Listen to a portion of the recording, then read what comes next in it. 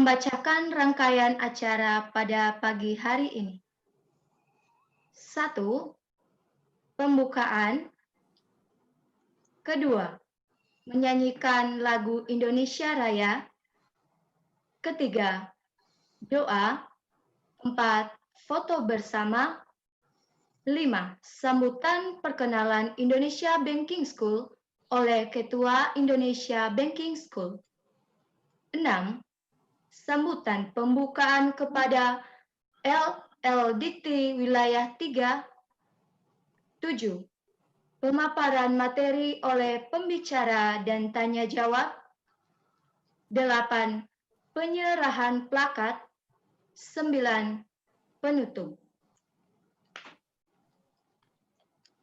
Pada webinar kali ini dengan total partisipan 1.500 dari seluruh dan dari perguruan Indonesia dengan total 278, terdiri dari universitas negeri dan swasta ada 199, lalu 21 institut, 14 politeknik, dan 44 STID di seluruh Indonesia yang mengikuti acara webinar. Dengan ini saya akan menyapa beberapa perguruan tinggi yang sudah hadir pada hari ini. Dari wilayah timur ada Universitas Siapiswa, Universitas Otto Gessler Papua, Universitas Kristen Indonesia Maluku, Universitas Hairun Maluku, Universitas Pasifik Morotai Maluku. Adapun dari wilayah bagian tengah, Universitas Diponegoro, Universitas Jenderal Sudirman, Politeknik Negeri Banjarmasin, Politeknik Ilmu Pelayaran Semarang, Universitas Trunojoyo Madura, Universitas Udayana Denpasar, Universitas Negeri Surabaya, Universitas Muhammadiyah Makassar, Universitas Tadulako Palu, Universitas Muhammadiyah Buton, Universitas Negeri Gorontalo, Universitas Islam Riau. Adapun dari wilayah bagian barat, Universitas Indonesia, Politeknik Negeri Bandung, Politeknik Keuangan Negara STAN, STIE Alam Kerinci Jambi, Politeknik Negeri Media Kreatif Medan, Universitas Indonesia, Universitas Abdul Yamatama Banda Aceh, IAIN Padang Sidimpuan, Institut Pertanian Bogor, Bina Nusantara University, dan perguruan tinggi lainnya yang tidak dapat kami sebutkan satu persatu. Pertama-tama, marilah kita panjatkan puji syukur kepada Tuhan Yang Maha Esa yang telah memberikan rahmat, taufik, dan hidayahnya kepada kita semua. Sehingga kita dapat mengikuti acara webinar nasional kuliah umum pada kali ini dengan tema Riset dan Inovasi selama masa New Normal hari ini, Jumat 4 September 2020 oleh STIE Indonesia Banking School, The Best Business and Digital Finance Higher Education in Indonesia. Kehidupan ekonomi dan sosial termasuk di dalamnya adalah sektor pendidikan, khusus di subsektor pendidikan tinggi, di mana perguruan tinggi mengemban amanah Tridharma perguruan tinggi yang di dalamnya termasuk kegiatan penelitian atau riset. Dari riset diharapkan adanya inovasi.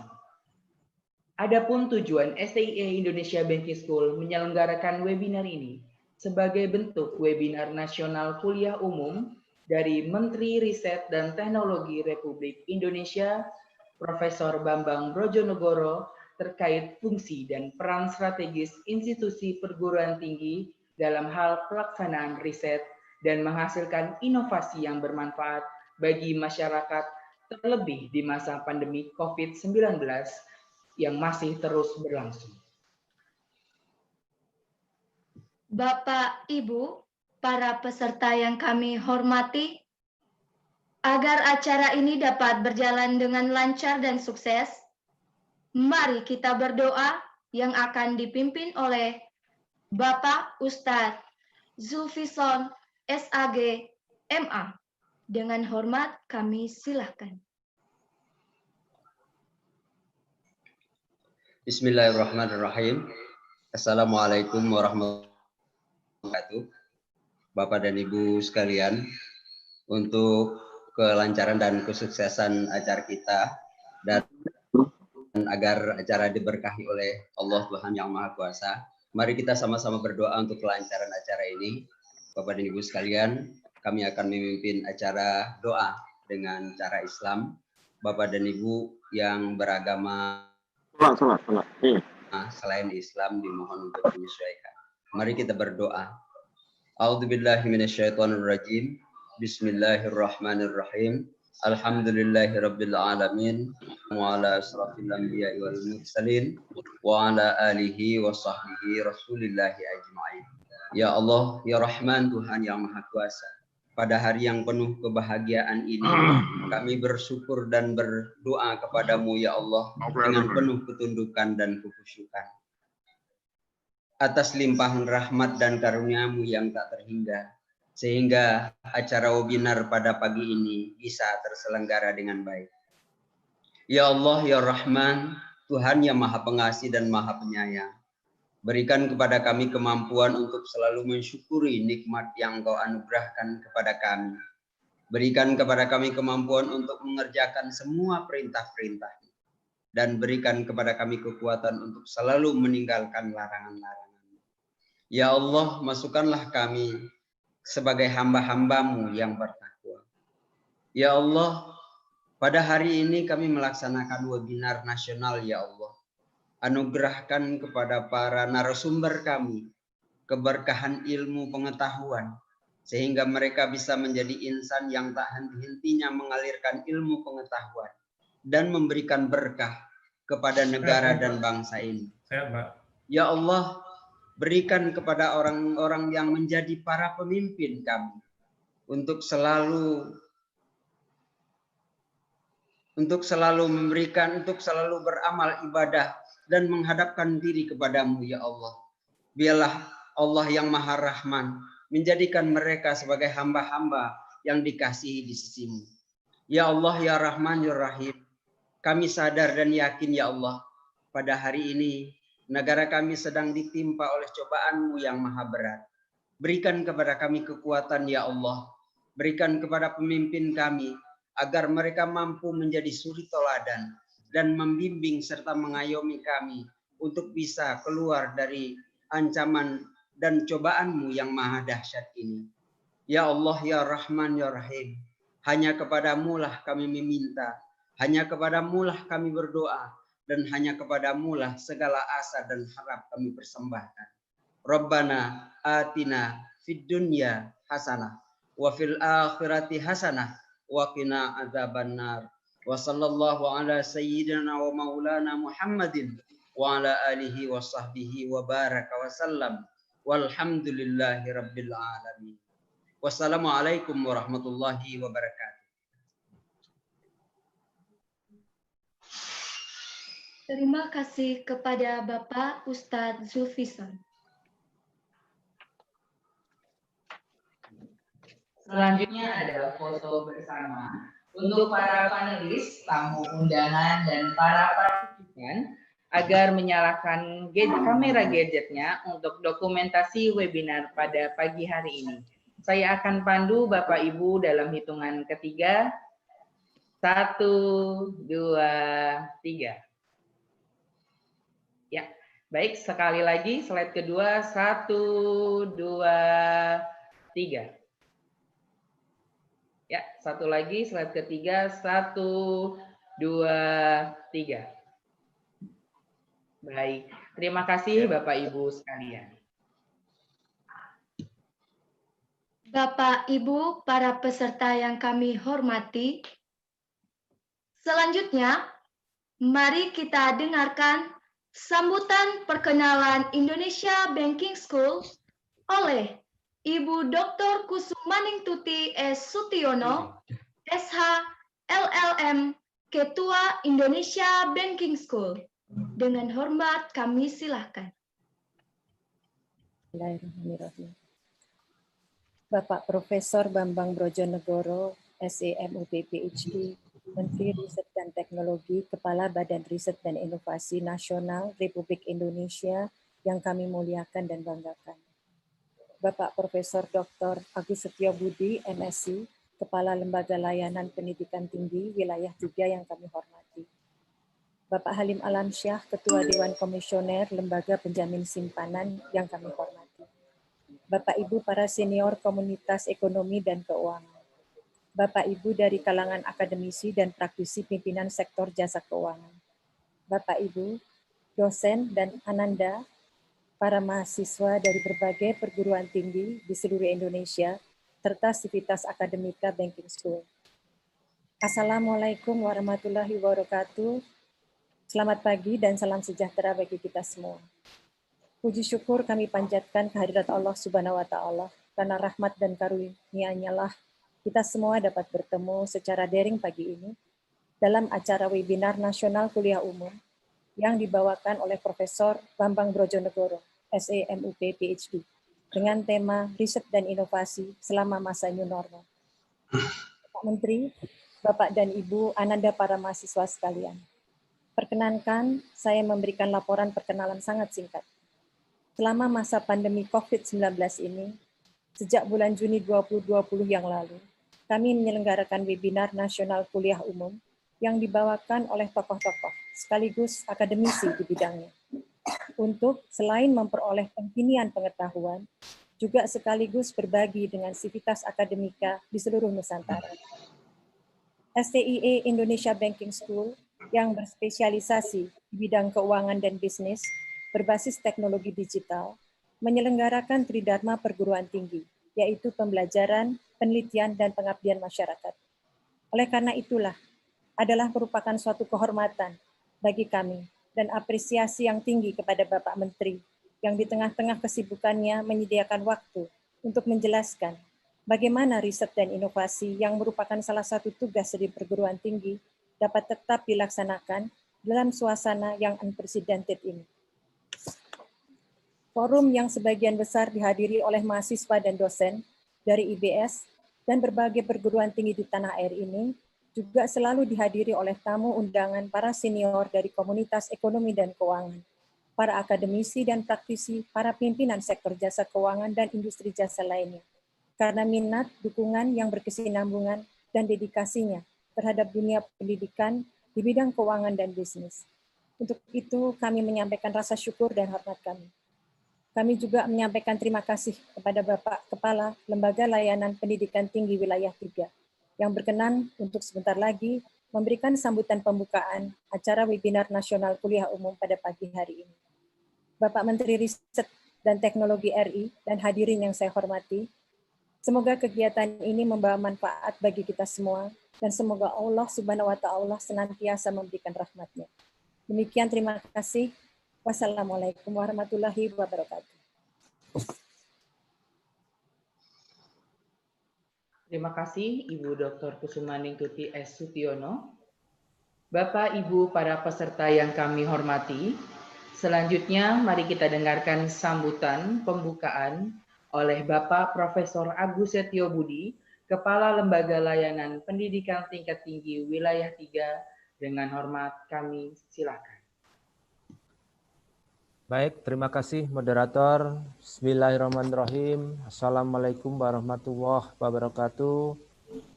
Selamat pagi dan salam sejahtera untuk kita semua. Yang saya hormati narasumber utama kita, Profesor Dr. Bambang Brojonegoro, juga selaku Menristek Dikti.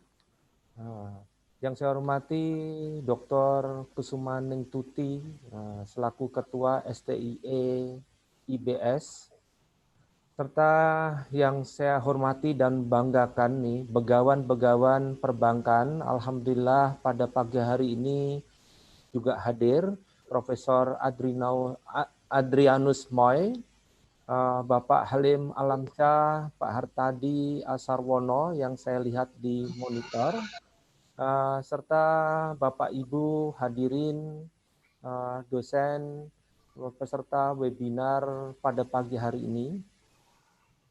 Alhamdulillah wa syukurillah kita dapat bertemu walaupun dalam daring, tidak mengurangi kualitas kita dalam pertemuan kali ini. Sebagaimana sama-sama kita ketahui bahwa pandemi COVID-19 yang terjadi di Indonesia membawa dampak ke semua sektor, tidak terkecuali sektor pendidikan dan khususnya di perguruan tinggi. Namun ternyata di balik itu banyak sekali hikmah yang kita dapatkan. Salah satunya adalah menjadikan kesehatan sebagai prioritas dalam kehidupan sehari-hari. Dan untuk dapat bertahan dalam situasi yang tidak menentu ini, saya rasa perguruan tinggi harus cepat beradaptasi sekaligus melakukan inovasi sehingga semua aktivitas yang dilakukan oleh perguruan tinggi walaupun daring namun tidak kalah produktifnya dengan ketika luring. Tentunya dalam setiap aktivitas daring tetap menjaga kualitas mutu. Oleh karena itu, LLDikti 3 sangat mengapresiasi kegiatan yang dilakukan STIE IBS yang sangat aktif mengadakan webinar series, terutama pada pagi hari ini, yang telah menghadirkan Menristek Dikti yang akan berbicara tentang riset dan inovasi di masa new normal.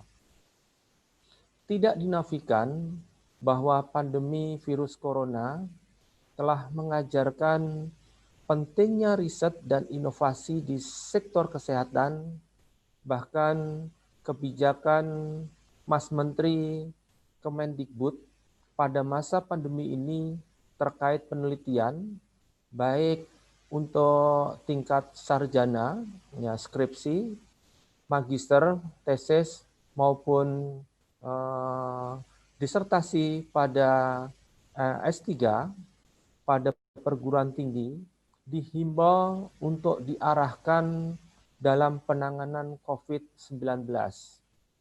Dan hal ini direspon oleh akademisi sebagai peluang untuk kolaborasi untuk menghasilkan riset yang bermanfaat dan dibutuhkan bagi masyarakat. Selama pandemi, LLDikti 3 telah berkoordinasi dengan pimpinan perguruan tinggi di wilayah DKI Jakarta. Tepatnya di DKI Jakarta ini ada 5 perguruan tinggi negeri dan 311 perguruan tinggi swasta. Mereka semua telah mengulurkan bantuan untuk masyarakat, khususnya di wilayah DKI Jakarta, dalam bentuk kegiatan bakti sosial, subsidi pulsa, kuota internet bagi mahasiswanya. Juga potongan biaya kuliah, donasi alat-alat kesehatan, dan sembako, hingga berbagai materi untuk pembelajaran daring.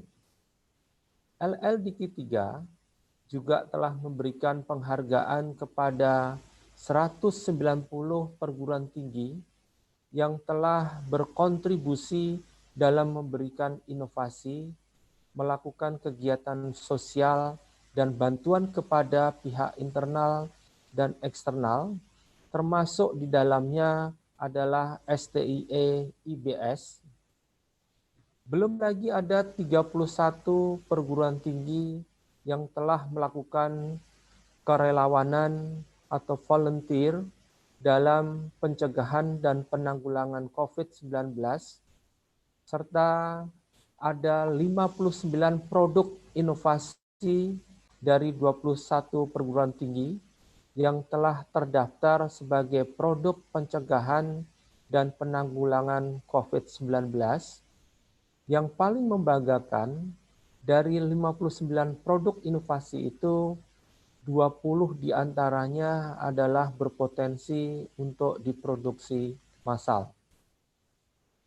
Apa yang saya sebutkan di atas adalah gambaran bahwa perguruan tinggi yang ada di LL Dikti Wilayah 3 DKI Jakarta telah mampu membuktikan sekaligus dapat merubah situasi yang serba sulit ini dan tidak menentu menjadi sesuatu kekuatan berupa karya-karya inovasi yang bermanfaat bagi masyarakat. Melalui webinar ini, saya ingin mengingatkan kepada pengelola perguruan tinggi khususnya STIE IBS dan perguruan tinggi yang lain, bahwasanya jika ingin tetap survive dalam situasi pandemi COVID-19, tidak ada cara lain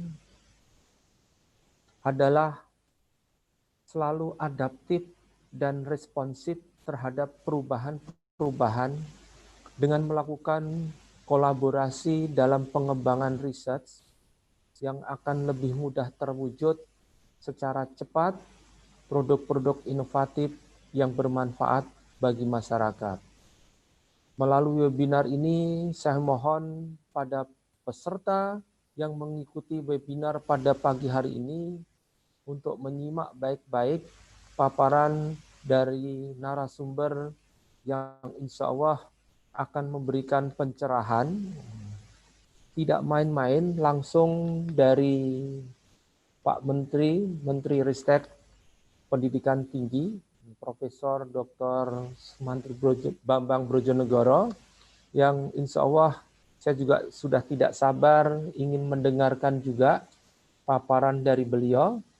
Dan akhirnya selamat mengikuti webinar pada pagi hari ini. Wassalamualaikum warahmatullahi wabarakatuh. Saya kembalikan ke moderator. Terima kasih. Mari kita ikuti acara utama yaitu webinar dengan tema riset dan inovasi selama masa new normal dengan pembicara Bapak Profesor Bambang Brojonegoro, SEMUP PhD, Menteri Riset dan Teknologi Republik Indonesia, yang akan dipandu oleh moderator kita, Bapak Dr. Surahman Suryatmaja. Sebelumnya saya akan bacakan CV moderator pada hari ini. Bapak Dr. Surahman Suryatmaja menempuh pendidikan S1 di Institut Pertanian Bogor, lalu Magister Manajemen di STIE Indonesia Emas Bandung, dan meraih gelar Doktor Manajemen di Universitas Pajajaran. Beliau peneliti dan juga akademisi di berbagai perguruan tinggi, dan sekarang sebagai dosen di Indonesia Banking School. Acara sepenuhnya kami serahkan kepada moderator.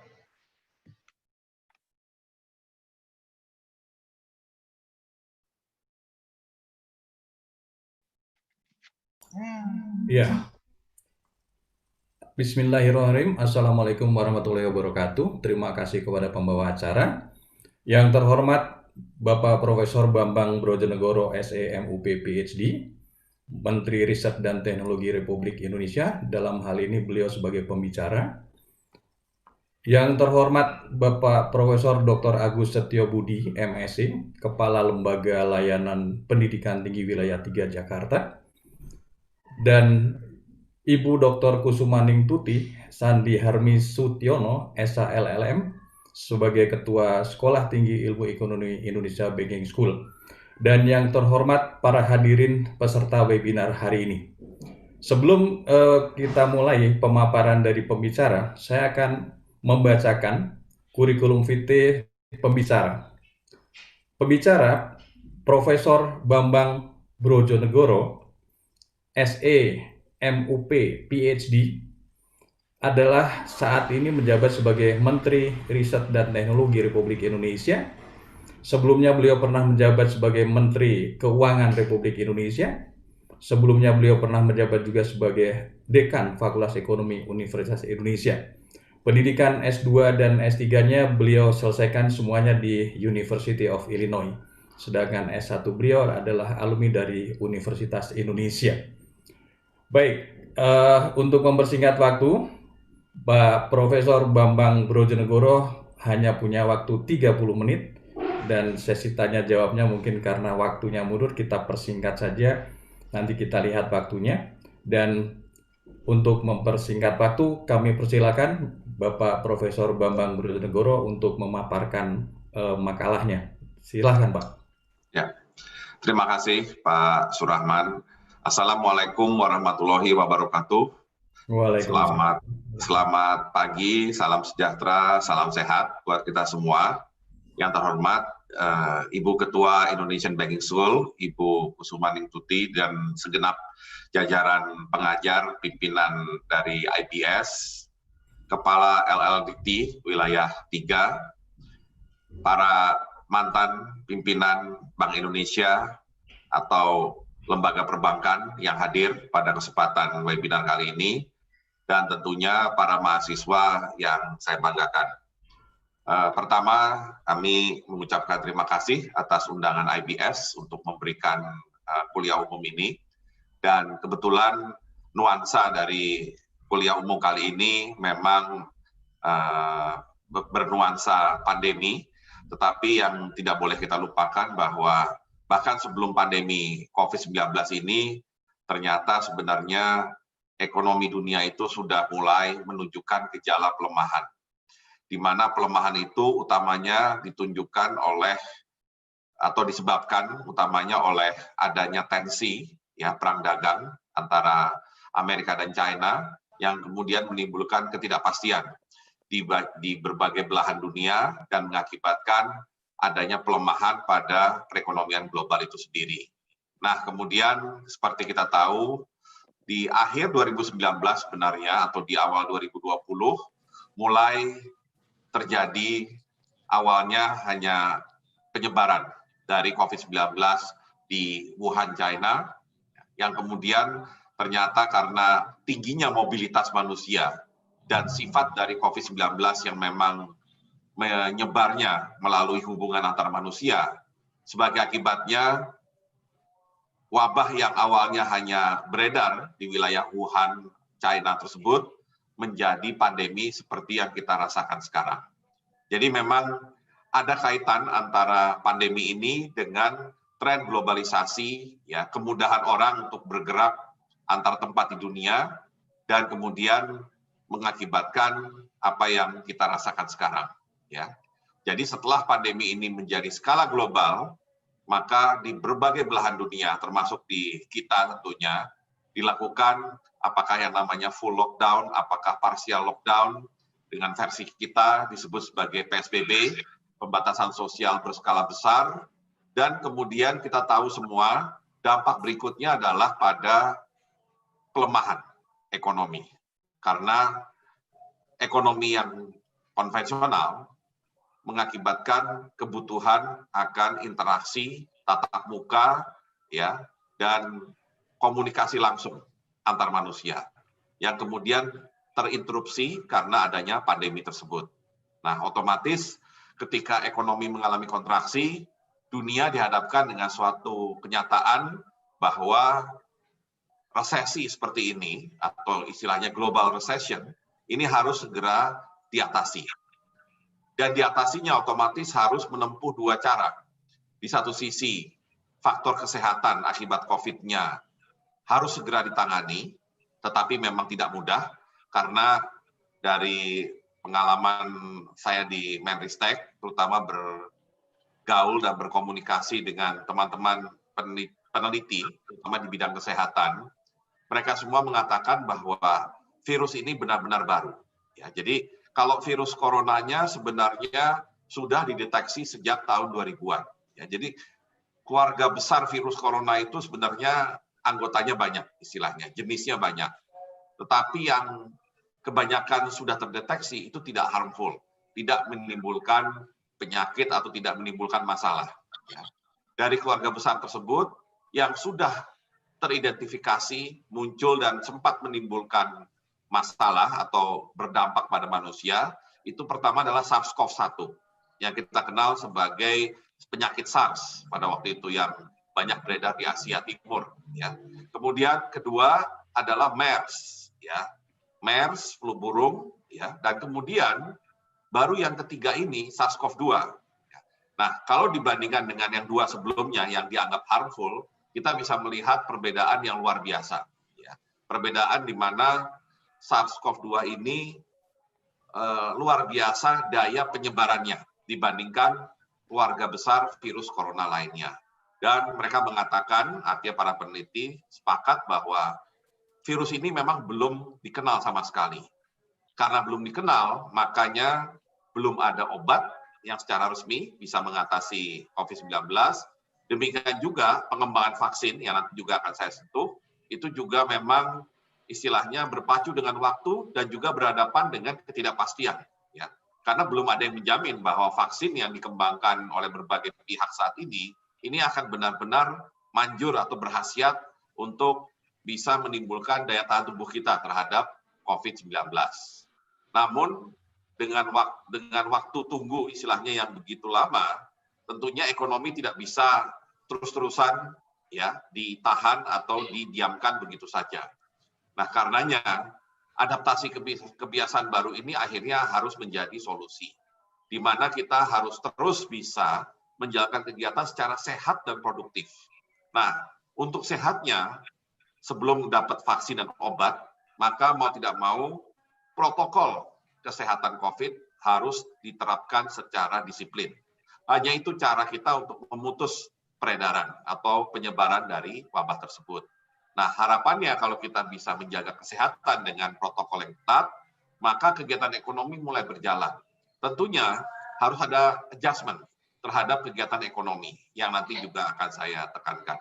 Nah, karena terjadinya kontraksi, maka tentunya para mahasiswa yang di sini, apalagi para begawan ekonomi yang hadir, mantan di BI sangat tahu bahwa kalau ekonomi terkontraksi, pendapatan masyarakat secara umum turun, maka otomatis konsumsi masyarakat yang kebetulan mendominasi ekonomi Indonesia juga terkoreksi ke bawah, dan ujungnya pertumbuhan ekonomi minus yang kita alami pada triwulan 2 kemarin, ada kemungkinan berlanjut pada triwulan 3, dan otomatis kontraksi pertumbuhan ekonomi akan berpotensi meningkatkan kemiskinan dan pengangguran. Ya. Isu pembangunan yang akan selalu kita perhatikan ya ketika Indonesia berkeinginan atau beraspirasi untuk menjadi negara maju. Nah, jadi artinya dari bagian awal ini yang ingin saya tekankan adalah kita semua harus concern dengan potensi kenaikan kemiskinan dan pengangguran. Ya, karena bagaimanapun ini yang langsung dirasakan oleh masyarakat, di samping kita harus bisa menjaga tingkat kesehatan tadi dengan penerapan protokol yang disiplin. Nah, sebagai akibat dari terjadinya pandemi ini, maka ke depan, dari sekarang ke depan maksud saya, kita harus siap-siap menghadapi kenormalan baru di dalam politik ekonomi dunia, di mana kita bisa melihat adanya gap, ya, baik kapasitas maupun capability masing-masing negara menghadapi pandemi ini. Ya. Di sini memang yang namanya kepemimpinan negara, manajemen pemerintahan suatu negara benar-benar diuji dengan adanya pandemi ini. Dan kita melihat pandemi ini istilahnya tidak pandang bulu. Ya. Artinya mau negara maju sekalipun, mau negara paling miskin sekalipun, semuanya tidak bisa lepas dari pandemi. Tidak ada negara yang kasus terinfeksinya 0, ya, kecuali negara itu benar-benar fully isolated atau tidak mau men-share informasinya. Dan kita juga melihat bahwa negara seadidaya Amerika Serikat atau negara-negara Eropa Barat, bahkan negara seperti Jepang atau negara seperti Rusia atau China bahkan semuanya kewalahan menghadapi pandemi ini. Ya, bahkan kalau kita lihat hari ini melihat data, maka negara-negara besar itulah yang sebenarnya paling banyak warganya yang terinfeksi. Dan sama dengan yang lainnya, selama belum ada vaksin dan belum ada obat, maka capability masing-masing negara mengatasi pandemi ya tergantung kepada kemampuan mereka untuk menjaga agar tidak lebih banyak lagi orang yang terinfeksi atau tidak lebih banyak lagi orang yang meninggal sebagai akibat dari COVID-19 ini. Nah, inilah yang kemudian harus diantisipasi karena masyarakat akan merasa shaky, istilahnya, akan merasa khawatir dengan hidupnya, baik secara sosial ekonomi maupun kesehatan, dan kemudian ini juga berdampak pada perdagangan global, ya, karena otomatis connectivity, kemudian supply chain yang biasa terjadi menjadi terganggu sebagai akibat COVID, karena juga ada pembatasan perjalanan terutama, ya, yang mengakibatkan arus barang pun ikut terdampak. Ya, dan akibatnya ditambah dengan keterbatasan mobilitas manusia itu sendiri, maka lengkaplah global recession yang tadi saya katakan, belum lagi yang namanya trade war atau perang dingin lah dalam konteks ekonomi antara Amerika dan China ini terus berlangsung. Nah, ini adalah pengantar untuk kita semua bisa membayangkan apa yang harus kita hadapi sekarang dan ke depannya. Nah, di kementerian kami ketika pandemi ini mulai mewabah di Indonesia officially awal Maret dengan kasus 0102 dari Kota Depok, Jawa Barat, maka langkah awal adalah kami dari sisi kesehatan terutama adalah segera membentuk konsorsium riset dan inovasi. Kenapa ini segera kami bentuk? Karena kami melihat, mengantisipasi bahwa Indonesia dengan sebagai negara yang berpenduduk sangat besar, pasti membutuhkan banyak masukan dalam berbagai hal dan juga membutuhkan peran dari ilmuwan, termasuk dosen, peneliti, untuk bisa mengatasi pandemi ini. Nah, disitulah konsorsium kami bentuk.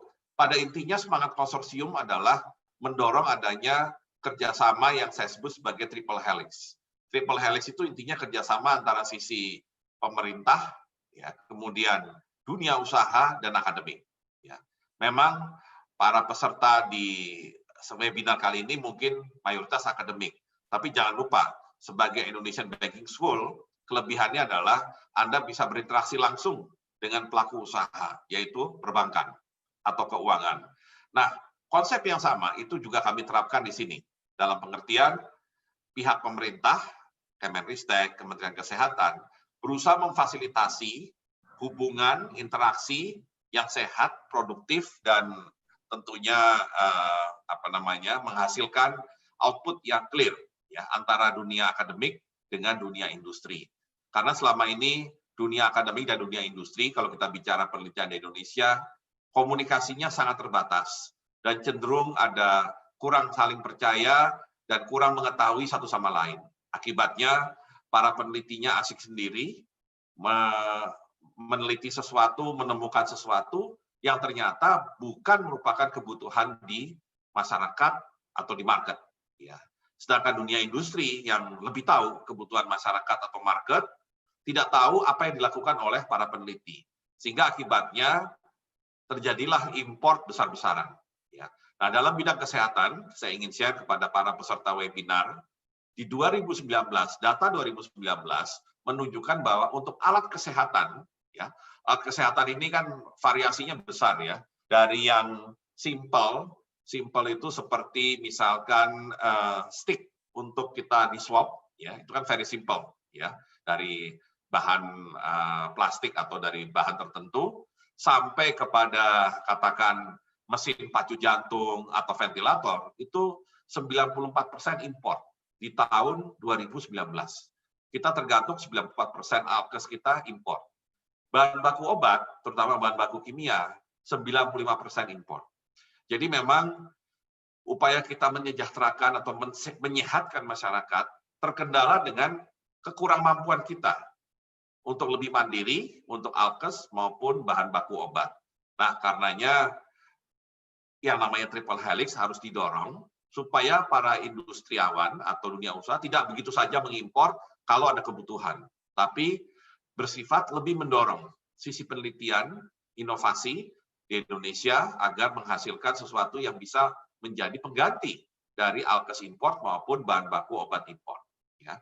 Nah, selain kami membentuk program konsorsium, ya, kami juga mengundang ide dari masyarakat luas melalui Ideaton.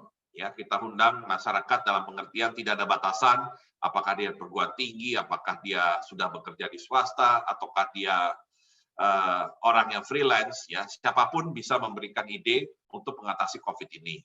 Kemudian ketiga, kita juga buka, nah ini untuk perguruan tinggi terutama, ya, tadi ada Kepala LLDikti, nah disinilah ada portal Sinta yang bagi para dosen terutama, ya, di IBS maupun di berbagai universitas, ini akan menjadi sarana untuk berkontribusi ikut memikirkan mengenai COVID-19. Dan satu lagi, kita menggandeng dana abadi pendidikan melalui LPDP untuk membiayai kegiatan riset dan inovasi terkait COVID-19. Ya. Nah, inilah contoh konsorsium yang sudah kami bentuk. Ya. Kalau melihat nama-namanya, Bapak Ibu bisa langsung menebak mereka mewakili apa. Ya, kalau saya mulai dari kiri atas, ya, itu adalah perusahaan atau maksudnya perusahaan swasta atau BUMN. Ya. Kenapa mereka diajak? Karena mereka lah nantinya melakukan hilirisasi atau memproduksi hasil inovasi dalam jumlah massal. Ya. Karena dunia riset, ya, di perguruan tinggi, tugas utamanya adalah menghasilkan prototipe. Ya, menghasilkan prototipe yang nantinya siap untuk mengikuti pengujian atau sertifikasi. Tetapi kalau sudah lolos uji sertifikasi, mau tidak mau harus diproduksi dalam jumlah besar. Nah, disitulah peran swasta itu menjadi sangat penting. Dan juga ada BUMN di situ. Nah, kalau yang tengah atas itu adalah pihak pemerintah, Kementerian BUMN, Perindustrian, Kementerian kami, dan juga Kementerian Kesehatan dan Dikbud. Ya. Kemudian yang kanan atas itu adalah lembaga penelitian, terutama LPNK, baik yang berada di bawah koordinasi kami, BPPT, LIPI, Eijkman, misalkan, maupun lembaga lain, misalkan BPOM, yang lebih bersifat sebagai regulator, maupun lembaga lainnya. Kemudian lanjut di bawahnya itu adalah rumah sakit, ya, termasuk rumah sakit Wisma Atlet, yang merupakan rumah sakit khusus COVID-19. Lanjut yang di bawah, itu adalah dunia Bapak Ibu sekalian, ya, perguruan tinggi. Ya. Perguruan tinggi baik negeri, swasta, ya, semuanya terlibat. Ya. Yang penting mereka punya ide, mereka punya inovasi atau produk yang terkait dengan COVID-19. Nah, yang kelompok terakhir, yang di tengah, itu adalah profesi. Baik itu IDI, Persatuan Dokter Ahli Paru misalkan, demikian juga Indonesian Diaspora Network. Jadi istilahnya, bahasa Indonesianya ini keroyokan. Ya. Dan keroyokan itu dalam dunia riset saat ini, sebagai tip bagi Bapak Ibu sekalian, ini adalah tren masa kini. Tren masa kini adalah riset dan inovasi itu harus dikerjakan secara kolaboratif. Sinergitas antar berbagai pihak sangat diperlukan. Ya. Tidak lagi kita bisa menemukan sesuatu, menghasilkan sesuatu secara sendiri-sendiri. Ya. Kenapa kolaborasi penting? Karena dalam COVID ini, waktu menjadi constraint yang sangat penting. Kalau istilahnya kita membiarkan orang melakukan penelitian sendiri tanpa batas waktu, maka kita tidak akan pernah tahu kapan temuan itu akan segera dihasilkan dan akan bermanfaat untuk COVID-19. Karena ada keterbatasan waktu, segala sesuatunya harus lebih cepat dari biasanya, disitulah kolaborasi menjadi sangat penting. Nah, inilah pesan pertama yang ingin saya sampaikan kepada Bapak Ibu semua, baik dosen maupun mahasiswa, bahwa penelitian itu membutuhkan kolaborasi. Ya. Nah, mungkin saya langsung ke produknya di halaman berikut. Ya. Nah, ini sudah di launching, sudah diproduksi dalam jumlah besar. Ya, artinya berbagai alat kesehatan maupun obat yang kita harapkan bisa ikut membantu penanganan COVID. Ya, sekali lagi, belum ada vaksin atau obat resmi untuk COVID. Jadi yang kita bisa upayakan adalah bagaimana caranya kita bisa mencegah penyebaran yang lebih besar, dan kedua, bagaimana kita meningkatkan jumlah kesembuhan yang setinggi mungkin. Ya. Nah, kalau kita lihat beberapa contoh produk yang sudah dihasilkan, PCR test kit. Nah, PCR test kit tentunya sudah dikenal Bapak Ibu semua yang sudah pernah swab. Ya. Nah, tapi ini adalah alat di lab-nya. Jadi, semua swab yang diambil dari Bapak Ibu masuk ke lab, di lab itu istilahnya dilakukan ekstraksi RNA. Dari ekstraksi RNA, kemudian dilakukan pengujian di mesin PCR. Nah, ketika dilakukan pengujian di mesin PCR, dibutuhkan PCR test kit ini. Nah, kenapa ini harus kita buat? Karena kalau tidak, ini 100% impor. Dan kita tahu dalam masa pandemi, di mana semua negara butuh tes PCR, maka kebutuhan test kit ini akan luar biasa besar. Akan berebut istilahnya, semua negara. Nah, kalau berebut, kembali ke teori ekonomi mikro 1 kita, maka otomatis harga akan naik, akan melambung. Barang menjadi langka. Nah, bahaya sekali buat Indonesia kalau kita tidak mampu menghasilkan PCR test kit. Sama dengan rapid test, yang kemudian kita ingat di awal-awal semuanya impor dengan kapasitas, dengan kualitas yang juga sebagian tidak jelas. Nah, kita buat rapid test yang tingkat sensitivitas maupun spesifitasnya itu relatif tinggi, di atas 90%. Ya. Nah, kemudian ada juga untuk terapi, ya, belum obat ya, masih terapi dan sifatnya memang masih uji klinis, yaitu plasma konvalesen. Ya. Ini adalah plasma yang diambil dari darah pasien sembuh COVID. Jadi darah dari pasien sembuh COVID diambil plasmanya. Kalau plasmanya mempunyai antibodi yang cukup tinggi, diberikan kepada pasien yang sedang sakit. Dan ternyata di uji klinis terbatas, lebih banyak yang sembuh karena plasma konvalesen. Yang meninggal biasanya karena memang tingkat COVID-nya sudah sangat parah. Ya. Nah, yang lainnya adalah untuk keperluan testing. Ya, kenapa testing ini penting? Ini adalah cara untuk memutus penyebaran. Ya, dengan makin masifnya testing, kita bisa tahu siapa yang positif. Dari positif itu kita harus melakukan namanya tracing. Ya, kita harus lacak dia pernah berada di mana dan berpotensi menyebar ke siapa. Dengan itu kita kemudian bisa memperluas testingnya ke arah sesuai dengan tracing tadi. Ya. Dan bagi yang sakit itu harus di treatment. Ya, itu 3T yang terkait dengan penanganan COVID. Nah, diperlukan tentunya pengujian. Nah, pengujian ini membutuhkan laboratorium yang tidak sembarangan. Ini harus lab dengan standar biosafety level 2. Nah, tentunya tidak semua fasilitas tersedia di berbagai penjuru Indonesia. Ya, Indonesia ini negara yang luas sebenarnya. Nah, karenanya solusinya kita membuat yang mobile. Sehingga mobile lab ini bisa pindah-pindah, terutama untuk mengatasi daerah merah. Ya, daerah yang merah, daerah yang banyak penderita COVID-nya, ini yang segera harus tesnya ditingkatkan dalam waktu singkat dengan mobile lab. Ya. Yang lain adalah ventilator misalkan, ya, yang dibutuhkan untuk penanganan pasien. Ya, karena ini penyakit yang menyerang pernafasan atau paru-paru. Sebelum COVID, Indonesia tidak pernah bikin ventilator sama sekali. Jadi baik penelitinya maupun pabrikannya tidak pernah terekspos atau tidak pernah harus bikin ventilator. Begitu pandemi, semua negara butuh ventilator, maka dibutuhkan emergency, suasana situasi yang emergency. Maka dalam waktu 3 bulan, ternyata sudah ada 5 ventilator yang dikembangkan dan diproduksi Indonesia yang sudah siap dan sekarang sudah mulai disebarkan ke berbagai rumah sakit dan fasilitas kesehatan. Ya. Hanya dalam waktu 3 bulan, ternyata kita bisa membuat ventilator sama seperti ventilator yang diimpor. Ya. Nah, kemudian ada juga alat-alat yang lebih untuk proteksi seperti ultraviolet untuk membersihkan ruangan dari virus, maupun power air purifying respirator lebih untuk memastikan pemakai hazmat, ya, pakai APD, ya, yang dalam bentuk pakaian lengkap itu bisa mendapatkan suplai oksigen yang bersih dengan respirator tersebut. Ya. Nah, itu adalah produk yang sudah dihasilkan, dan saat ini, ya lanjut, ya.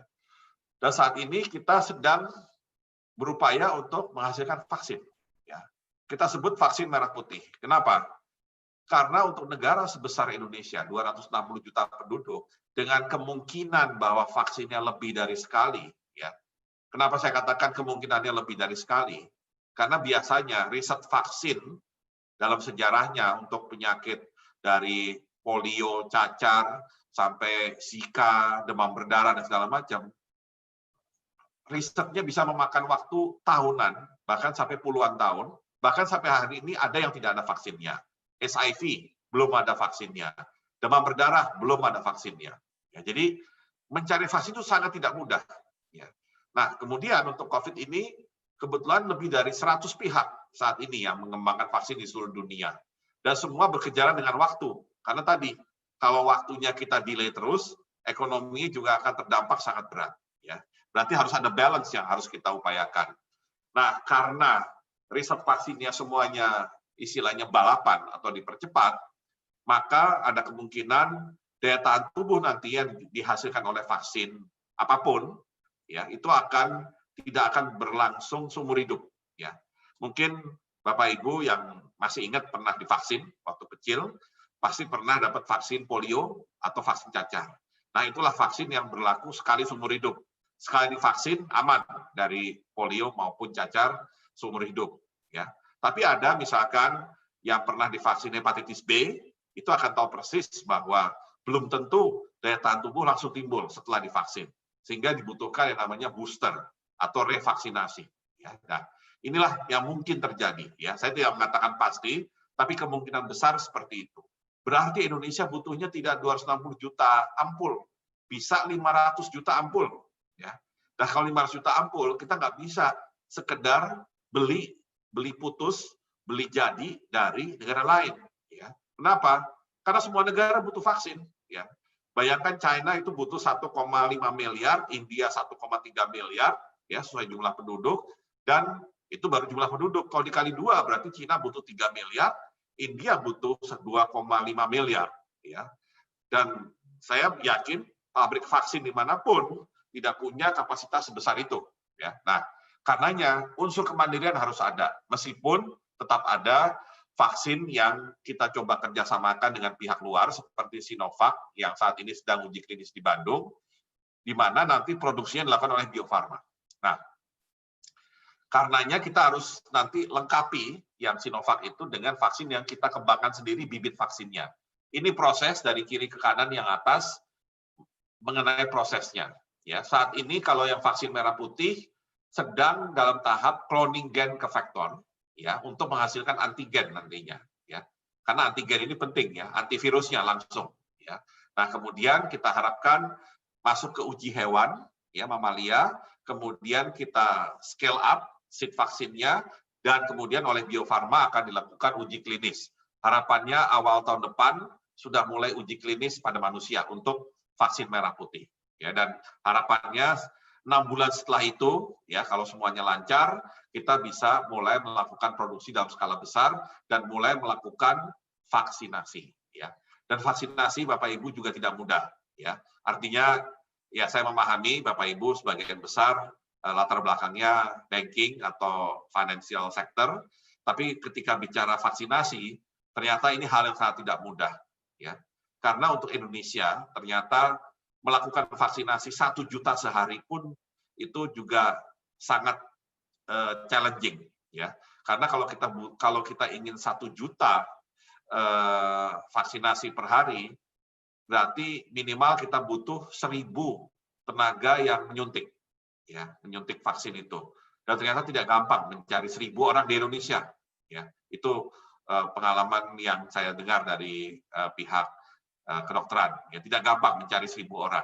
Tapi katakan ada 1.000 orang, ya berarti 1 orang kalau 1 juta per hari harus menyuntikkan 1.000 orang per hari. Dan kalau pakai waktu kerja 10 jam dan itu sudah sangat over, ya maka 1 jam itu harus 100 orang. Kalau 1 jam 100 orang berarti 1 menit harus lebih dari 1 orang. Dan ini tampaknya sangat berat, ya untuk bisa dilakukan. Dan karenanya kita juga harus antisipasi bahwa vaksinasi ini juga akan memakan waktu, ya, tidak bisa dianggap enteng. Ya.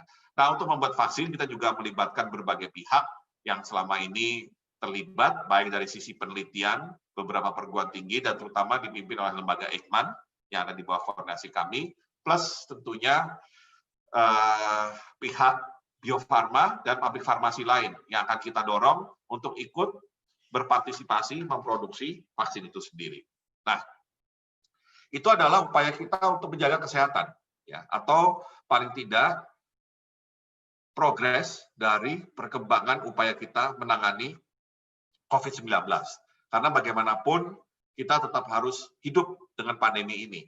Satu hal yang ingin saya sampaikan kepada Bapak Ibu, keberadaan vaksin nantinya atau kalau misalnya ada obat bukan berarti pandemi berakhir, ya.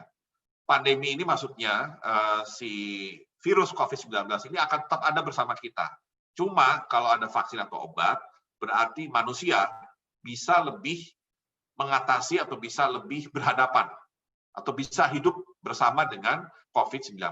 Ya. Kalau dulu kita hidup dengan protokol yang sangat ketat, dengan vaksin dan obat, paling tidak tetap protokol ketat itu diterapkan, tetapi manusia punya keyakinan bahwa dia tidak akan mudah atau tidak akan terkena COVID-19 karena sudah divaksin atau sudah memiliki obat. Ya, ini penting untuk jangan sampai kita terjebak pada pandangan bahwa vaksin akan menyelesaikan pandemi.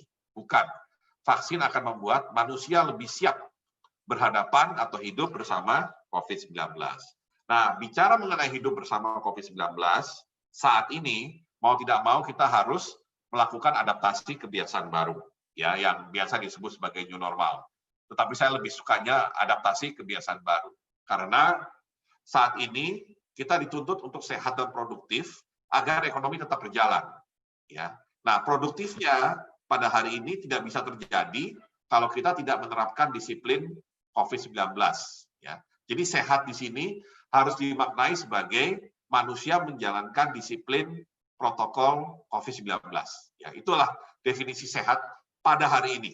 Ya. Nah, dengan itu kita harapkan produktivitas dari ekonomi juga mulai bergerak. Nah, bagaimana caranya? Nah, di halaman berikut, ya, saya ingin menyampaikan sesuatu yang barangkali sudah kita lakukan sebenarnya, tapi mungkin kita tidak menyadarinya bahwa ini adalah solusi penting dalam adaptasi kebiasaan baru. Namanya adalah less contact economy. Nah, kenapa saya sebut less contact economy? Karena kalau kita bicara kegiatan ekonomi yang normal, ekonomi yang konvensional, ya, pasti Bapak Ibu sadar, ya, apalagi yang di dunia perbankan, ya, bahwa transaksi atau kegiatan ekonomi itu terjadi karena ada transaksi antar dua pihak. Nah, transaksi antar dua pihak yang paling simpel kan adalah orang jual beli di pasar. Ya. Nah, kalau orang jual beli di pasar, berarti kita sebagai konsumen harus datang ke pasar. Datang ke pasar, ketemu penjual, ya. Kadang-kadang kita nawar atau paling tidak kita memilih barangnya langsung. Ya. Jadi pasti yang namanya connectivity antara manusia itu sangat tinggi. Bahkan saya katakan ekonomi itu sebenarnya definisinya adalah hyperconnectivity antar manusia. Karena kegiatan ekonomi bisa berjalan cepat, tinggi, dan besar karena adanya hyperconnectivity tersebut secara langsung, fisikal, tatap muka. Ya. Dan termasuk misalkan kalau kita tidak bicara yang simpel seperti jual beli, katakan saya misalkan karena di sini pasti banyak mantan banker, kalau Bapak Ibu pernah di bagian kredit, ya, direktur kredit misalkan, ketika ingin memutuskan mau kasih kredit apa enggak kepada debitur tertentu, pasti Bapak Ibu harus ketemu, ya, atau harus melakukan due diligence. Nah, due diligence, kemudian ketemu dengan pemilik, ketemu dengan manajemen dari perusahaan yang ingin meminjam, itu kan juga harus dilakukan dengan rapat, dengan misalnya inspeksi ke pabrik atau inspeksi ke lain usaha. Jadi artinya tidak terhindarkan yang namanya hyperconnectivity. Nah, maaf Prof, waktunya tinggal 2 menit lagi Prof. Dengan disiplin protokol COVID, mau tidak mau kita harus menerapkan less contact economy. Ya, less contact economy. Jadi artinya high connectivity itu diganti dengan teknologi informasi dan komunikasi. Dan ternyata sudah kita lakukan dengan e-commerce dan logistik yang sudah terjadi selama ini. Jadi e-commerce ini akan menjadi tren sekarang dan masa depan. Karena sebelum pandemi kita sudah mengalami yang namanya revolusi industri keempat. Ya. Nah, kalau boleh saya langsung lompat ke halaman 16. Ya. Nah, yang ingin saya tekankan di sini adalah terutama bagi para mahasiswa dari IBS, ya, peran Anda di dalam melakukan penelitian, ya, tidak hanya terkait COVID, tapi secara umum, itu menjadi sangat penting karena dunia penelitian yang kemudian bisa diwujudkan dalam bentuk inovasi, itu bisa dibuat dalam model bisnis. Model bisnisnya adalah startup, seperti yang kita kenal sekarang. Startup itu definisinya adalah perusahaan pemula berbasis teknologi. Nah, kalau kita punya temuan teknologi yang simple tapi bisa menarik minat banyak orang, maka sebaiknya itu dibawa ke ranah bisnis sebagai startup. Nah, kementerian kami itu membina startup dari yang pre-startup, yang baru tataran ide, proposal, kemudian menjadi startup, ya, menjadi tataran perusahaan, dan kemudian kita scale up. Karena kalau sudah scale up, maka perusahaan ini harus siap mendapatkan atau mencari investasi dari private equity, dari venture capital. Nah, jadi kalau lihat contoh yang sebelah kanan, produknya kelihatannya tidak luar biasa, tapi itu adalah terobosan teknologi yang dibutuhkan oleh konsumen, dari sate yang tahan lama, autopilot drone, tangan bionik ya untuk kalangan difabel, atau kapal plat datar yang bisa lebih murah, lebih aman dan berbahan logam, ya, dan sangat dibutuhkan oleh nelayan. Dan itu tidak lagi harus oleh perusahaan besar, tapi bisa dibawa oleh si penemunya dalam bentuk startup, ya. Dan terakhir tentunya sebagai upaya kita untuk menjadikan Indonesia sebagai negara maju, dimulai dari masa pandemi ini, maka selain kita menangani COVID dan mulai memulihkan ekonomi dengan less contact ekonomi yang saya katakan tadi, kita harus terus memperkuat daya saing bangsa. Kemudian jangan lupa kita masih middle income trap, ya, masih terjebak sebagai negara berpendapatan kelas menengah, dan di satu sisi kita juga belum inklusif. Ketimpangan masih relatif tinggi, kemiskinan masih tinggi. Nah, berarti apapun yang Anda lakukan dalam bidang penelitian, harusnya pertama kita perkuat dulu ekosistem inovasinya, mengoptimalkan anggaran riset yang ada, ya, tidak harus kita sangat tergantung kepada anggaran, tapi kita memanfaatkan yang ada, kemudian meningkatkan kemampuan adopsi teknologi dan inovasi, dan terakhir harus bisa memanfaatkan iptek untuk mendorong pertumbuhan ekonomi yang berkelanjutan dan berkeadilan. Ya, jadi kita fokus pada prioritas nasional, dan untuk bisa menunjang itu di halaman terakhir, maka para mahasiswa dan tentunya peneliti dalam era revolusi industri keempat ini harus punya 4 kemampuan literasi. Pertama, literasi data dalam bentuk data science atau big data. Kedua, literasi teknologi, ya, untuk bisa mencari terobosan dan inovasi. Dan ketiga yang tidak boleh lupa, literasi manusia. Ya, kita juga harus bisa berkomunikasi, berinteraksi dengan sesama manusia dengan benar. Ya. Dan keempat, pembelajar sepanjang hayat. Jadi kita tidak pernah berhenti belajar. Baik untuk yang sudah jadi dosen, untuk yang masih kuliah, ya, pembelajaran itu bukan hanya di bangku kuliah atau sekolah, tapi sepanjang hidup kita. Karena hanya itu yang membuat kita akan menjadi manusia yang kompetitif.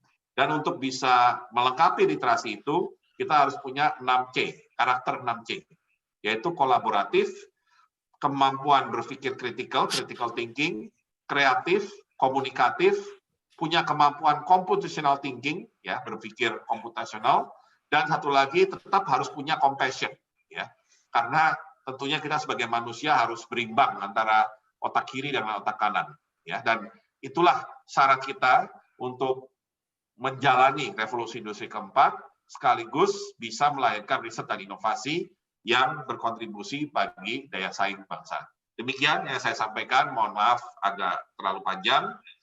Assalamualaikum warahmatullahi wabarakatuh. Baik, terima kasih Profesor Bambang Brojonegoro atas paparannya. Karena waktunya tinggal sebentar lagi, maka saya akan coba buka sesi tanya jawab. Saya mungkin hanya menerima 3 penanya saja kalau waktunya cukup, Pak. Kalau tidak, saya langsung saja, Pak. Ada seorang penanya, namanya Pak Untoro dari Indonesia Banking School.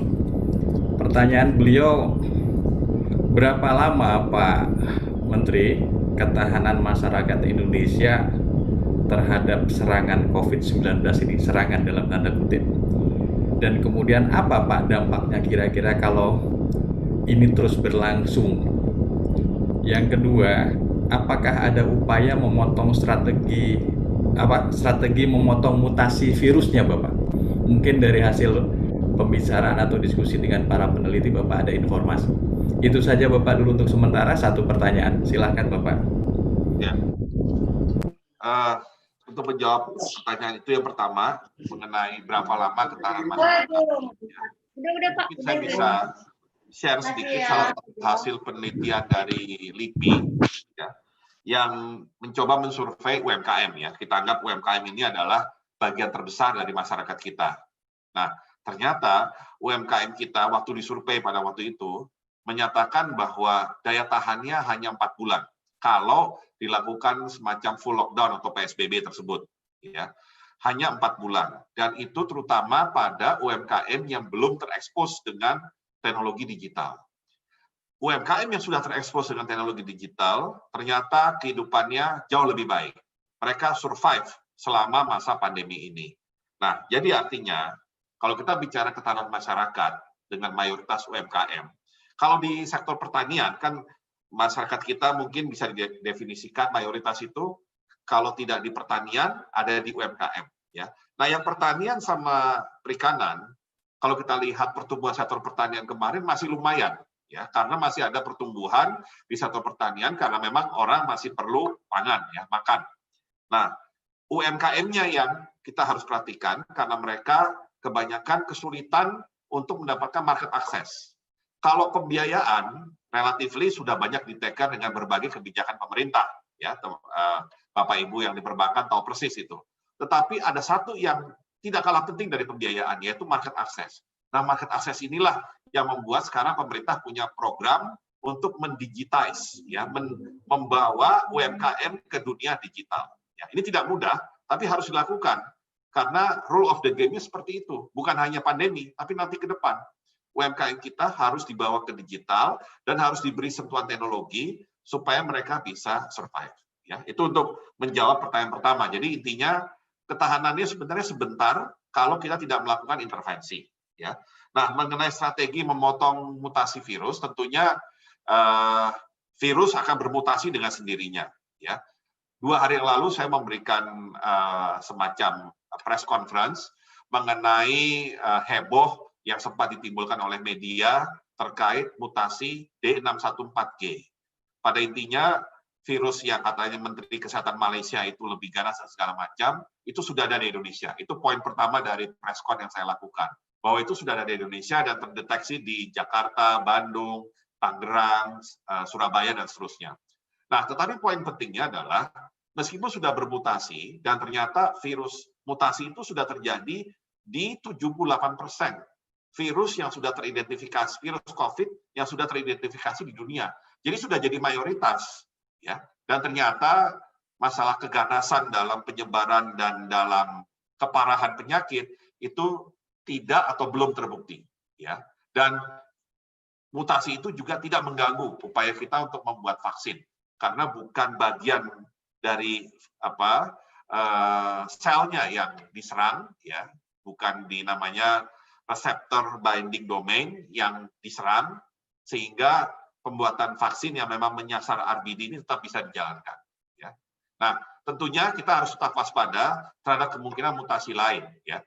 Tapi sekali lagi ya, saya bukan ahli microbiology, tapi intinya mutasi virus itu memang tidak terelakkan.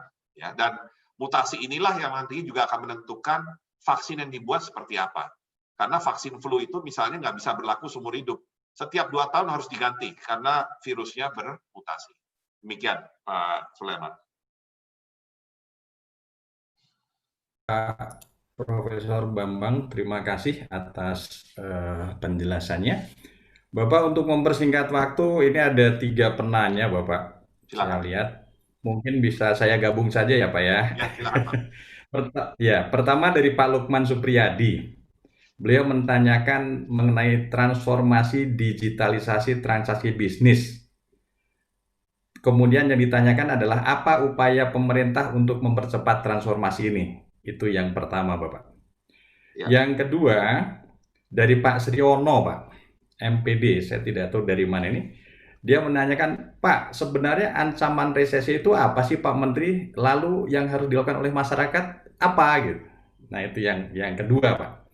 Yang terakhir dari Pak Reki ya.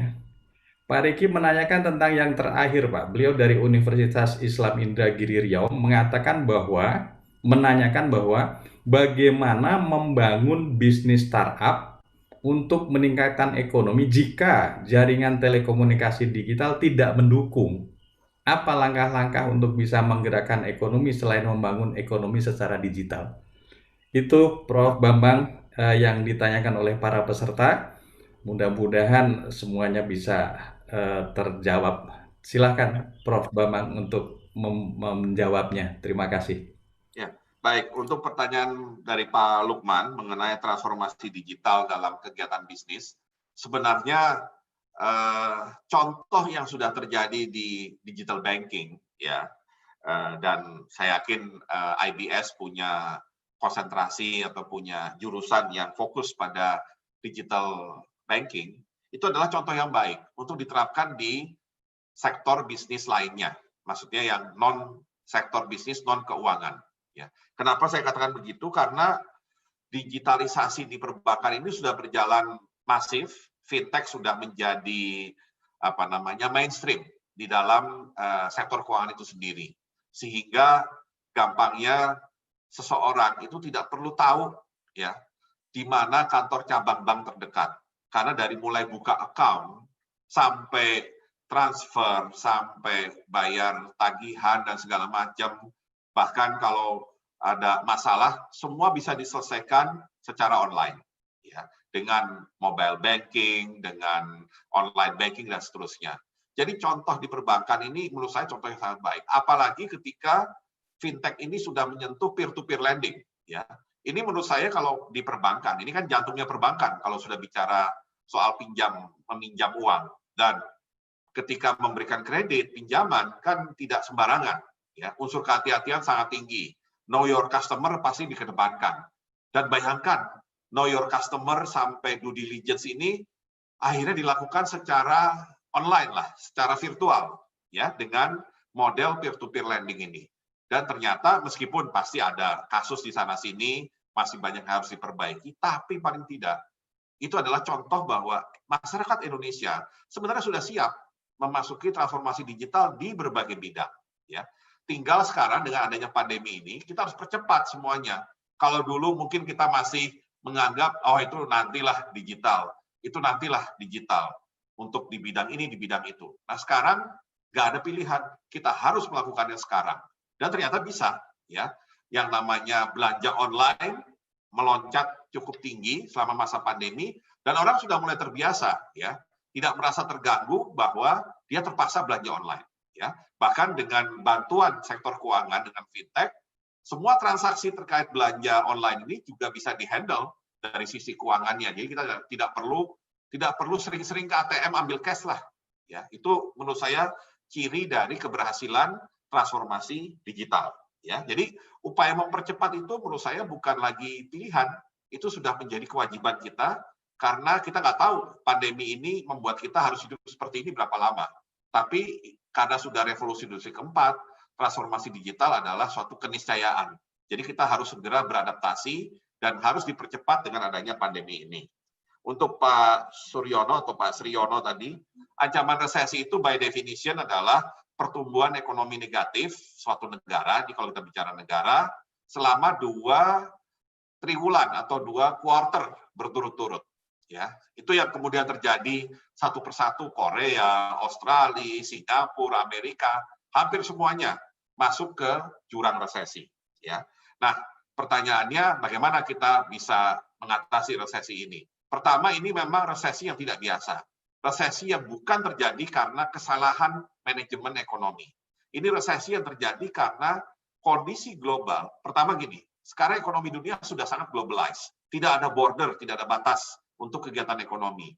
Jadi begitu ada kejadian pandemi seluruh dunia dan negara-negara besar secara ekonomi, Amerika, China, Eropa, berturut-turut masuk ke pertumbuhan negatif, maka otomatis mudahnya ya, kita yang biasanya ekspor ke negara tersebut pasti demand ekspornya turun. Akibatnya itu berpengaruh terhadap perekonomian nasional, dan karena daya beli masyarakat juga turun, konsumsi juga ikut turun. Jadi konsumsi turun, ekspor turun, belum lagi investasi. Ya, nah akhirnya itu yang membuat semua negara terkena resesi sebagai dampak berantai dari pandemi ini. Ya, nah upaya kita yang mengatasinya ya pertama tadi kita harus mengupayakan dulu masyarakat yang sehat dan produktif. Nah sehatnya ini menurut saya yang harus ditangani serius. Artinya selama belum ada vaksin dan obat, sehat ini harus didefinisikan sebagai penerapan disiplin protokol COVID-19. Itu aja yang selalu disebut sebagai 3M, ya. Mencuci tangan, memakai masker, dan menjaga jarak. Ya, intinya 3 itu adalah upaya untuk tadi memutus penyebaran atau mengurangi tingkat penyebaran yang tinggi. Ya, mobilitas oke, tetapi tentunya mobilitas yang benar-benar bisa dikontrol atau di-manage, bukan mobilitas yang kemudian menjadi tidak terkendali dalam bentuk kerumunan di berbagai tempat. Ya. Kemudian untuk Mas Riki mengenai bagaimana mengembangkan startup dengan kondisi connectivity yang lemah. Ya, ini juga menjawab tadi kebutuhan transformasi digital. Memang di Indonesia kita baru menyelesaikan namanya backbone dari telekomunikasi yang namanya palaparing. Jadi kalau istilah jalan besarnya, jalan tolnya itu sudah diselesaikan dari barat sampai ke timur. Namun yang masih kurang adalah dari jalan besarnya ke rumah tangganya. Ya, jadi jalan penghubungnya itu yang masih kurang. Itu yang disebut sebagai intermediate dan last mile connection-nya yang masih kurang. Dan ini butuh waktu untuk menyelesaikan. Namun kita tentunya harus berupaya dengan berbagai macam teknologi, ya. Dan yang penting untuk startup, ya, poinnya adalah Anda bisa menjadi startup tanpa harus tergantung pada digital, ya. Karena kami mendefinisikan startup itu adalah perusahaan pemula berbasis teknologi. Teknologinya tidak harus digital. Teknologinya bisa apa saja, ya. Tadi contoh yang saya sampaikan, misalnya sate itu makanan kan, yang bisa tahan 6 bulan, ya. Itu nggak ada urusannya sama digital, ya. Tapi kita menggunakan teknologi pengawetan makanan tanpa bahan kimia, tanpa bahan pengawet yang merusak istilahnya, bisa membuat makanan lokal, misalkan sate itu tahan sampai 6 bulan. Atau kita bikin kapal plat datar yang tidak perlu sekali lagi teknologi digital. Ya. Jadi artinya Anda tidak harus terpaku kepada teknologi digital kalau ingin bikin startup. Yang penting adalah Anda punya ide, proposal mengenai teknologi yang bisa diimplementasikan dan bisa mempunyai daya tarik bagi customer. Itu yang paling penting. Digital biasanya bisa merupakan teknologi utamanya kalau memang Anda fokus di digital, tapi bisa juga jadi pelengkapnya. Jadi misalkan sate tadi, setelah bikin sate yang tahan lama, maka berikutnya adalah bagaimana agar sate tersebut bisa dikenal banyak orang, digital marketing, ya, melalui Instagram, melalui apalah segala macam semua medsos misalkan. Nah, jadi seperti itu. Jadi Anda tidak boleh patah semangat hanya karena konektivitas dari digitalnya. Karena pada intinya startup itu adalah berbasis teknologi apapun, selama teknologi itu adalah teknologi baru yang merupakan terobosan. Demikian Pak Surahman. Baik, terima kasih Profesor Bambang Brojonegoro atas jawabannya. Luar biasa Bapak. Ini banyak sekali penanya. Karena waktu, sekali lagi kami mohon maaf dari pihak panitia tidak bisa memberikan banyak waktu, padahal materinya sangat menarik dan paparannya sangat menarik. Untuk itu sebelum kita tutup acara ini, saya akan membacakan kesimpulan dari apa yang disampaikan oleh pembicara bahwa prioritas dalam penanggulangan COVID-19 ini dari pihak Kementerian Riset dan Teknologi itu mencanangkan beberapa program, di antaranya adalah program konsorsium riset dan inovasi COVID, sehingga terjadilah kolaborasi dalam menangani COVID-19 ini, dan banyak program lagi seperti Ideathon, Portal Sinta, dan Riset Inovasi Diaspora. Kemudian alhamdulillah dari hasil kerja keras kawan-kawan ini yang tergabung dalam program konsorsium riset itu sudah menghasilkan 61 produk yang sedang kita tunggu di vaksin merah putih yang sedang diuji. Mudah-mudahan pada akhir tahun ini sudah berhasil digunakan dan kita bisa memotong siklus dari virus COVID-19. Dan apa yang harus kita lakukan ketika kita beradaptasi di masa new normal ini? Dan masa new normal ini kita harus melakukan apa yang namanya low contact economy, yang kalau dulu high contact sekarang harus low contact economy dengan berbagai cara. Kemudian tidak kalah penting, Pak Menteri tadi menggarisbawahi tentang adanya Startup Inovasi Indonesia. Ini program yang bagus sekali dan Kemendikbud ini sudah melakukan pembinaan ini mulai dari startup itu sudah sampai scale up-nya. Dan terakhir tadi saya menangkap bahwa apa yang harus kita lakukan dalam menghadapi adaptasi kebiasaan baru dan industri 4.0 ada dua yang saya tangkap. Yang pertama adalah tentang kemampuan literasi yang terdiri atas literasi data, literasi teknologi, literasi manusia, dan jangan lupa pembelajaran sepanjang hayat. Dan yang terakhir ada istilah Pak Profesor Sumantri Brojonegoro adalah 6C, yaitu jangan lupa collaboration, critical thinking, creative communication, computation thinking, dan compassion. Saya kira itu yang bisa kita simpulkan dari pertemuan kita kali ini. Sebelum kita berbicara dengan pembicara, mari kita berikan aplaus buat pembicara dengan cara buka kameranya, jentikkan antara jempol dengan jari tengah. Semuanya 1, 2, 3. Iya. Terima kasih Profesor Bambang Brojonegoro. Mohon maaf Bapak, tadi saya Pak Sumantri Brojonegoro. Mohon maaf. Pak Bambang Brojonegoro. Selanjutnya kami kembalikan kepada pembawa acara untuk melanjutkan acara ini. Silakan pembawa acara. Baik, terima kasih kepada moderator Bapak Dr. Surahman Suratmaja.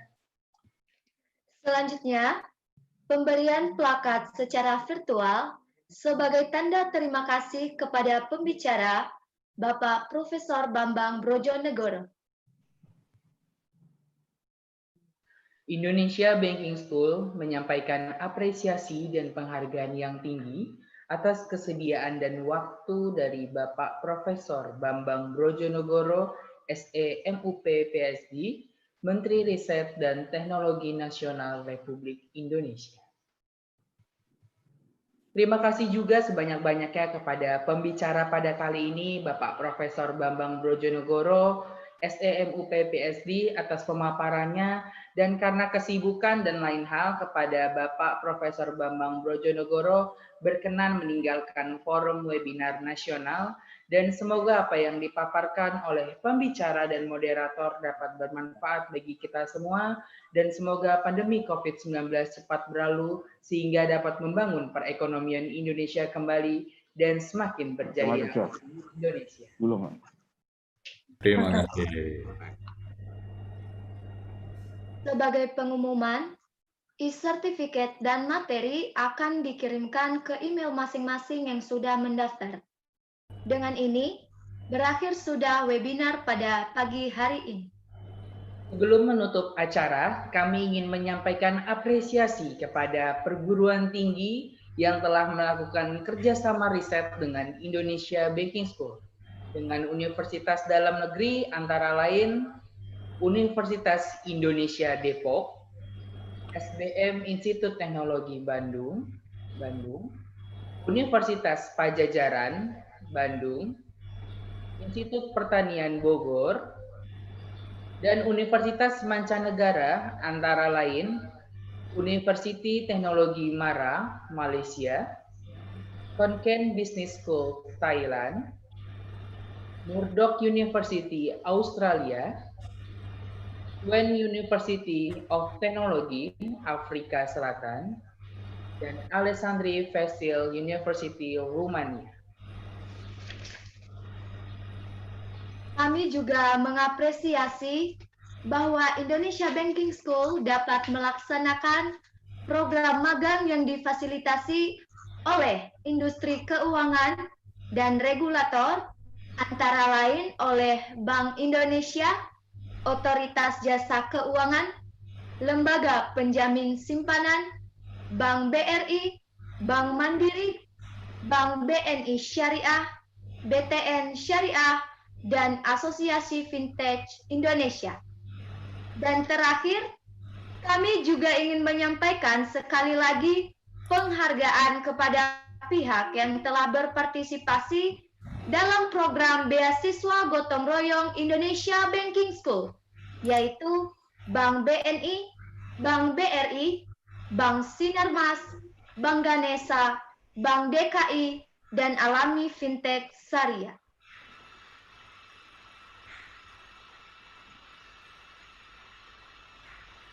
Kami mengucapkan terima kasih kepada pembicara, moderator, tamu undangan, para partisipan webinar, mahasiswa dan pimpinan Indonesia Banking School beserta jajarannya, mahasiswa di seluruh Indonesia, dan sampai jumpa di webinar selanjutnya. Dan jangan lupa untuk follow akun sosial media Indonesia Banking School. Kami selaku pembawa acara pamit undur diri. Wassalamualaikum warahmatullahi wabarakatuh. Waalaikumsalam. Teman kerja. Nanti aja. Oke, bagi ya. Waalaikumsalam. Sebenarnya Pak Joko. Halo. Assalamualaikum Pak Joko. Waalaikumsalam. Sugeng Pak. Sugeng Bro. Alhamdulillah. Iya, apa kabar? Selamat pagi. Alhamdulillah. Saya hadir, Mas Bambang. Iya, alhamdulillah. Monggo, saya mau live. Matur nuwun. Iya, Waalaikumsalam. monggo Bro. Perdon, Pak Joko. Matur nuwun, butuh Tito. Sampai ketemu. Sampai ketemu Pak. Pak Bambang, terima kasih. Matur nuwun, betul itu matur nuwun. Sulit.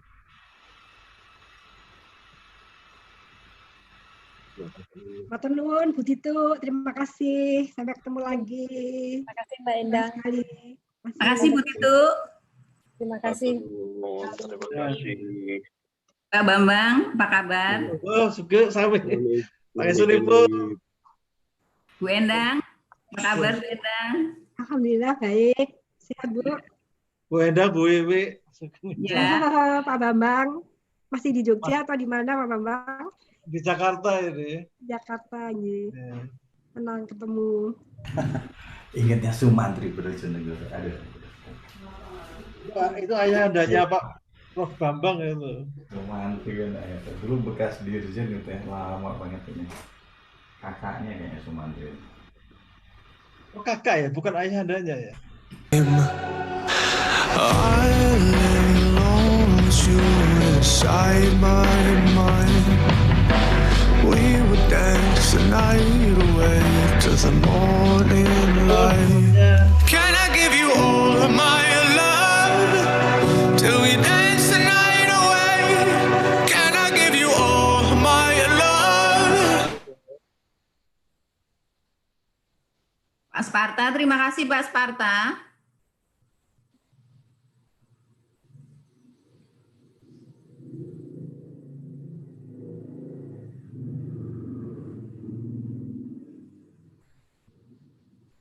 Izin live Bu Titu. Pak Abraham, terima kasih Pak Abraham.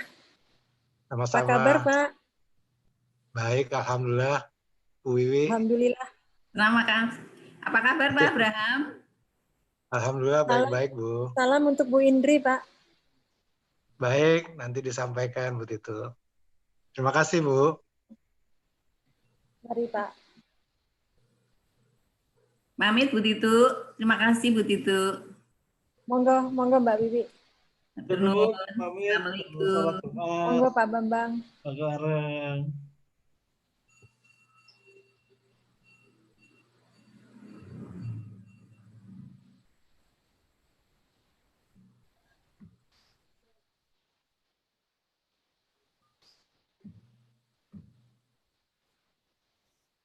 Oke, sudah selesai. Saya live ya. Ibu, mohon pamit.